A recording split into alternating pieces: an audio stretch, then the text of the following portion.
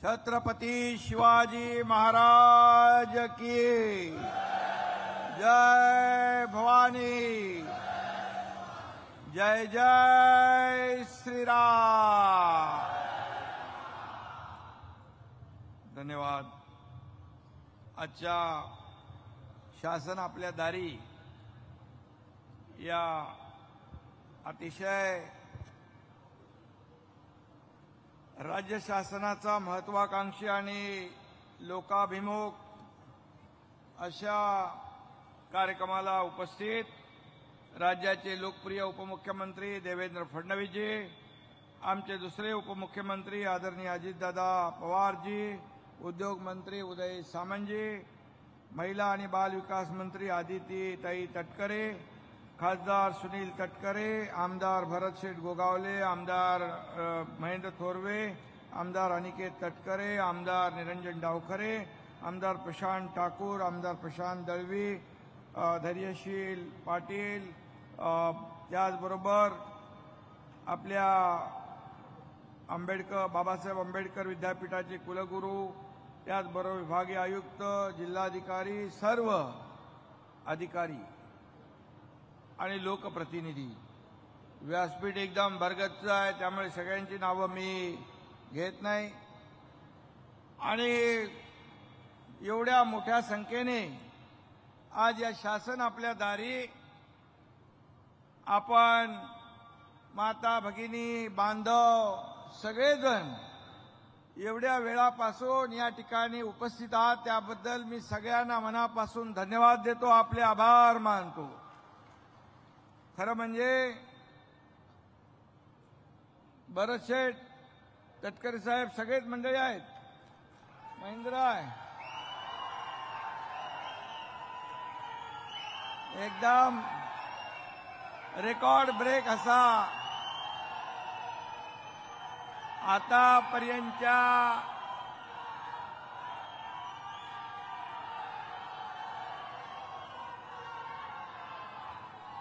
आतापर्यंतच्या सगळ्या शासन आपल्या दारी या कार्यक्रमातला सगळ्यात नंबर 1 चा कार्यक्रम हा आजचा होतोय।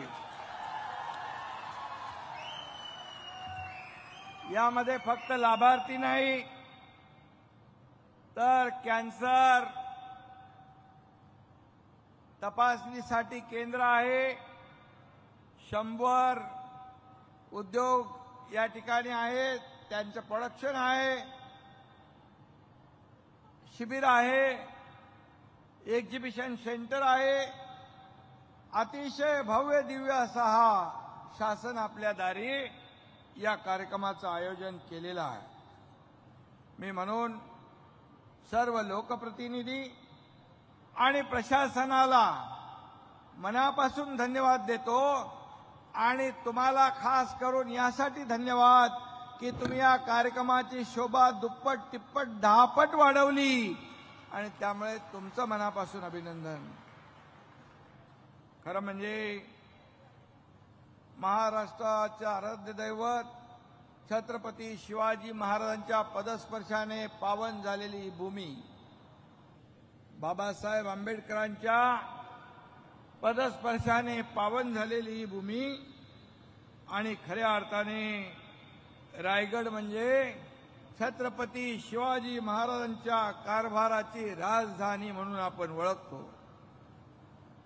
आणि म्हणून महाराजांनी केवळ मराठी सत्ता स्थापन केली नाही तर एक आदर्श राजा म्हणून राज्यकारभार केला। या रयतेच्या भाजीच्या देठालाही हात लागता कामा नये अशा प्रकारचा कारभार त्यांनी केला।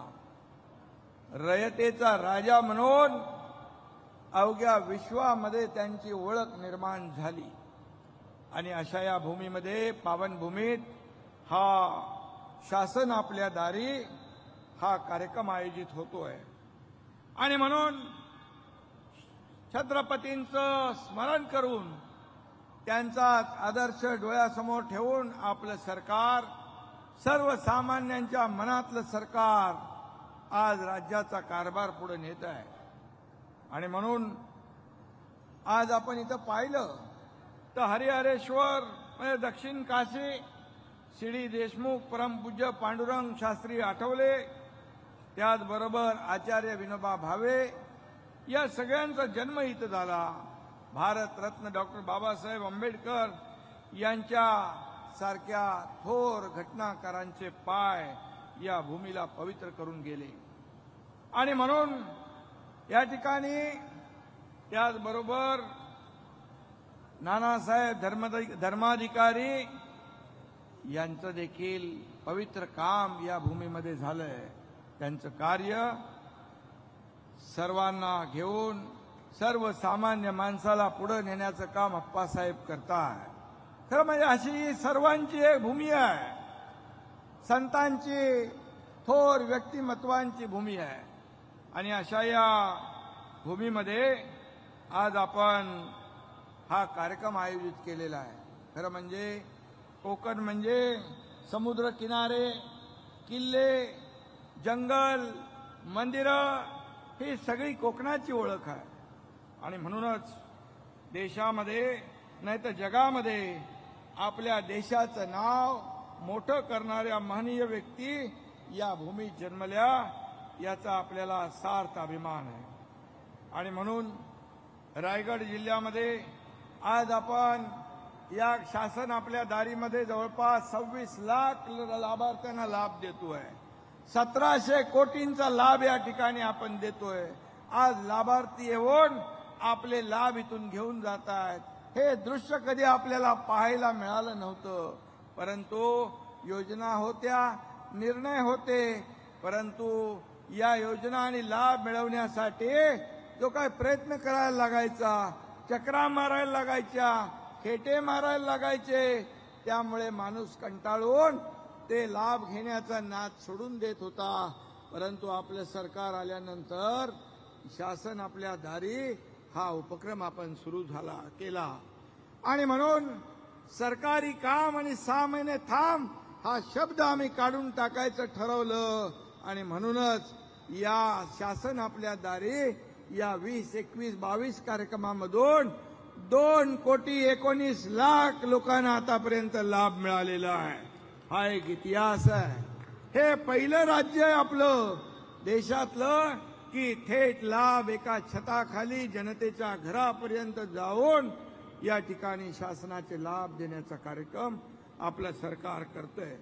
आणि म्हणून आज आपल्याला मी एवढंच सांगेन की अशा प्रकारचा लोकाभिमुख कार्यक्रम आपण करतो आणि म्हणूनच त्याचा लाभ लोकांना मिळतो. मग असे अनेक योजनांच्या बद्दल आधी दोन्ही उपमुख्यमंत्री महोदयांनी सांगितलेलं आहे. शासन महिला भगिनी मोठ्या संख्येने इकडे आहे. महिला सक्षमीकरणाचं धोरण आपण घेतलेलं आहे. त्यांच्यासाठी अनेक योजना आपण करतोय. आणि महिला सक्षमीकरण, महिला बचत गटाच्या महिला मोठ्या संख्येने आहेत. सरपंच या ठिकाणी मोठ्या संख्येने आलेले आहेत. आणि सर्व या भागातले लोक या संपूर्ण योजनांना या पात्र ठरलेले जे काही आपल्या लाभार्थी आहेत या लाभार्थ्यांचा हा कार्यक्रम आहे.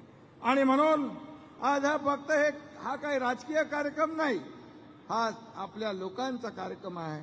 आणि एवढी गर्दी पाहिल्यानंतर अनेक लोकांना पोटदुखी उठते. एवढे मोठे मंडप, एवढे लोक येतात आणि मग शासन आपल्या दारी हा कार्यक्रमाला गालबोट लावण्याचा प्रयत्न करतात. त्यांना पोटदुखी होते, त्यांच्या छाती धडकी भरतीये, त्यांच्या पायाखालची वाळू सरकते. परंतु आम्ही आमचं काम करत राहणार.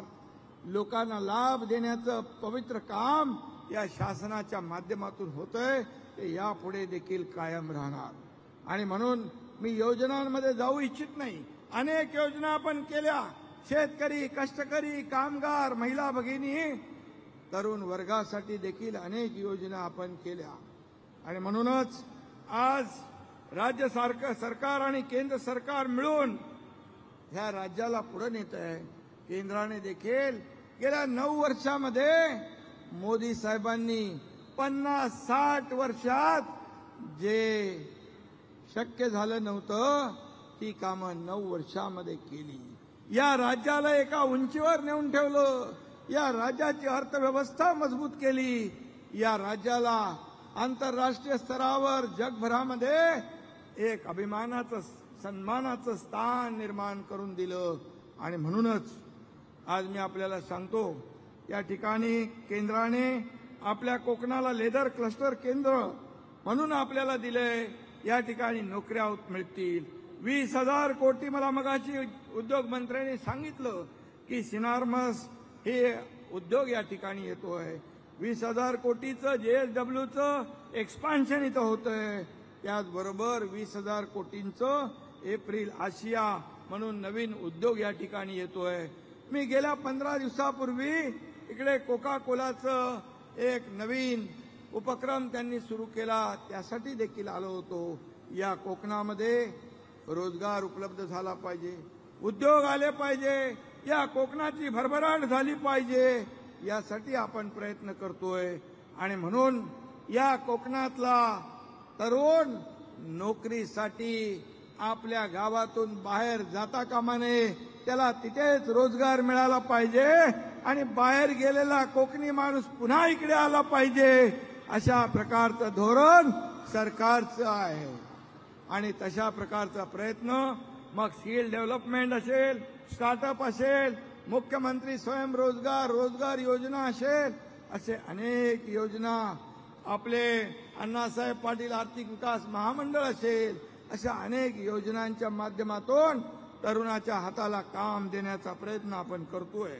आणि म्हणून मोदी साहेब देखील तरुणाच्या हाताला, हा आपला तरुणाईचा देश आहे, आणि म्हणून तरुणांच्या हाताला काम मिळालं पाहिजे, तो स्वतःच्या पायावर उभा राहायला पाहिजे, अशा अनेक योजना मोदी साहेबांनी केल्या. मोदी है तो मुमकिन है असं आपण म्हणतो, आणि लोकांनी देखील त्यांच्यावर विश्वास दाखवला. सर्व लोकांनी गॅरंटी देऊन बघितली, पण 4 राज्यामध्ये फक्त चालली ती मोदी गॅरंटी. आणि म्हणून या मोदी साहेबांचं देखील पाठबळ या आपल्या सरकारला आहे. आणि म्हणूनच आपल्या ज्या योजना आहेत, आपले जे प्रस्ताव आहेत, ते कुठेही कपात न करता त्यांना मान्यता देण्याचं काम केंद्र सरकार करतंय. आणि म्हणूनच हे डबल इंजिनचं सरकार अतिशय वेगवान पद्धतीने जात आहे. वेगवान निर्णय, आणि निर्णय वेगवान, सरकार गतिमान, अशा पद्धतीने आपलं कामकाज सुरू आहे. आणि म्हणूनच आज मी आपल्याला एवढंच सांगतो की मगाशी देवेंद्रजींनी सांगितलं, 22 जानेवारी या तमाम करोडो राम भक्तांचं स्वप्न होतं. आपल्या हिंदू हृदय सम्राट बाळासाहेब ठाकरे यांचं पण स्वप्न होतं की अयोध्येमध्ये राम मंदिर व्हावं. काही लोक टिंगल करत होते, मंदिर वही बनाएंगे, तारीख नहीं बताएंगे, परंतु मंदिर देखील मोदी साहेबांनी बांधलं आणि त्याची तारीख देखील मुकर्रर केली 22 जानेवारी. आणि तमाम करोडो या देशातले राम भक्त आज जर पाहिलं आपण तर पूर्ण देशामध्ये याचा उत्साह आहे, जल्लोष आहे आणि एक आकर्षण आहे. वाट पाहतायत सगळे, कधी रामलल्लाचं दर्शन आपण घेतोय. आणि जिकडे जिकडे ज्या ज्या कार्यक्रमामध्ये आपण जातोय तिथे तिथे जय श्रीरामचा नारा लागतोय. कारण हे न होणारं स्वप्नवत वाटणारं काम मोदी साहेबांनी केलं. आणि म्हणूनच मी महाराष्ट्राच्या वतीने, आपल्या सगळ्यांच्या वतीने, 12.5 कोटी जनतेच्या वतीने, या कोट्यावधी लोकांचं स्वप्न साकार करणाऱ्या या देशाचे प्रधानमंत्री नरेंद्र मोदी साहेबांचं मनापासून अभिनंदन करतो, त्यांना धन्यवाद देतो. आणि म्हणून आज या ठिकाणी देखील कोकणामध्ये आपण पाहतोय की मागच्या वेळेस रायगडच्या पायथ्याशी शिवसृष्टी व्हावी म्हणून 50 कोटी निधी देण्याचं सरकारने मान्य केलेलं आहे. त्याचं देखील अंमलबजावणी होईल. त्याचबरोबर पावनखिंड मोहिमेला जाणाऱ्या शिवभक्तांसाठी, मुक्कामासाठी राहणाऱ्यासाठी विश्रामगृह बांधण्यासाठी देखील 15 कोटीची मागणी होती. मला वाटतं ती आपण मंजूर केलेली आहे. आणि सिंदखेड राजा येथे जिजाऊ सृष्टीसाठी 50 कोटीचा निधी जो आहे तो देखील देण्याचं या ठिकाणी मान्य केलंय। त्याचबरोबर माणगाव नगरपंचायत इमारतीचं बांधकाम या ठिकाणी त्याला देखील 15 कोटी रुपये देण्याची घोषणा या ठिकाणी शासनाच्या वतीने मी करतो। खरं म्हणजे हे काम करण्यासाठी चांगली इमारत पाहिजे, त्याशिवाय आपण काम कसं करणार? आणि म्हणूनच जे जे आम्ही सांगतोय ते देण्याचं काम या ठिकाणी सरकार बिलकुल मनापासून करतंय, कारण हे सर्वसामान्यांचं सरकार आहे, हे गोरगरिबांचं सरकार आहे, हे शेतकऱ्यांचं सरकार आहे, कष्टकऱ्यांचं सरकार आहे। आणि म्हणून जेव्हा जेव्हा शेतकरी संकटात आला त्या वेळेस शेतकऱ्याच्या मागे उभं राहण्याचं काम आपल्या सरकारने केलेलं आहे। आणि म्हणून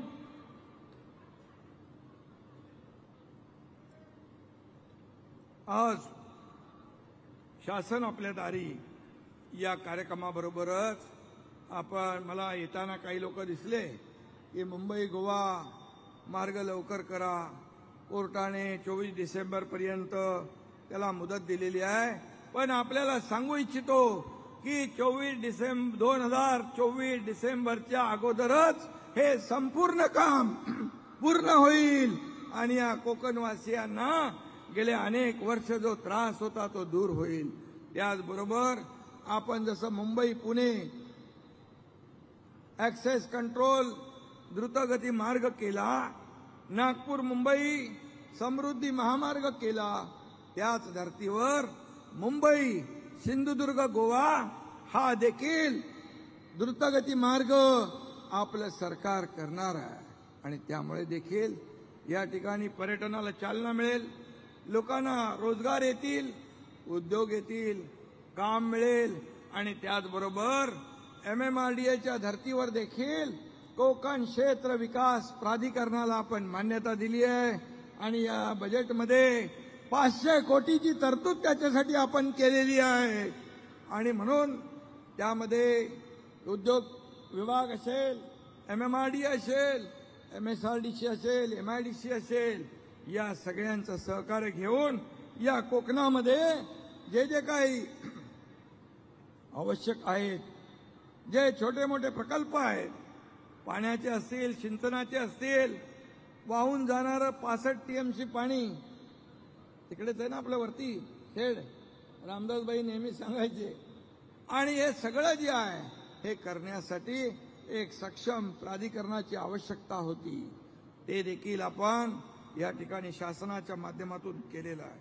आणि म्हणूनच आज आपल्याला एवढंच सांगतो की या शासन आपल्या दारी या कार्यक्रमामुळे एक वेगळी दिशा या प्रत्येक शासन आपल्या दारी या कार्यक्रमातून मिळतीये।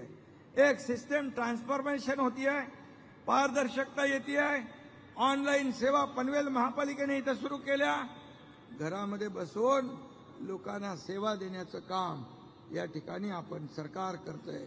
सरकार रस्त्यावर आहे, सरकार फील्डवर आहे, आम्ही घरात नाही, पण लोकांना घरात बसून या ठिकाणी सेवा देण्याचं देखील काम आपल्या सरकारने केलेलं आहे।